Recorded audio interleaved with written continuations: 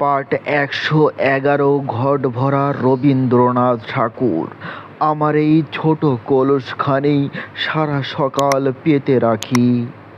ঝর্ণা ধারার নিচে বসে থাকি একটি ধারে, শ্যাওলা ঢাকা পিছল কালো পাথরটাতে। ঘট ভরে যায় বারে বারে, ফেনিয়ে ওঠে ঝাঁপিয়ে পড়ে কেবলই।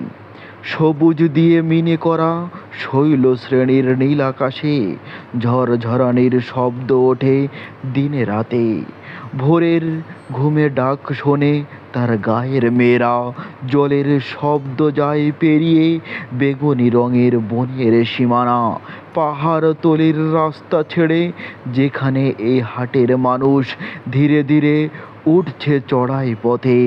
বলদ দুটোর পিঠে বুঝাই শুকনো কাঠের আঁটি, রুনুঝুরু ঘণ্টা গলায় বাঁধা।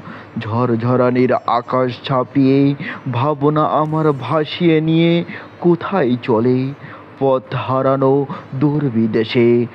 রাঙা ছিল সকাল বেলার প্রথম রোদের রং, উঠল সাদা হয়ে বক উড়ে যায় পাহাড় পেরিয়ে। বেলা হলো, ডাক পড়েছে ঘরে। ওরা আমার রাগ করে কয়, দেরি করলি কেন? চুপ করে সব শুনি। ঘট ভরতে হয় না দেরি, সবাই জানে উপচে পড়া জলের কথা। বুঝবে না তো কেউ।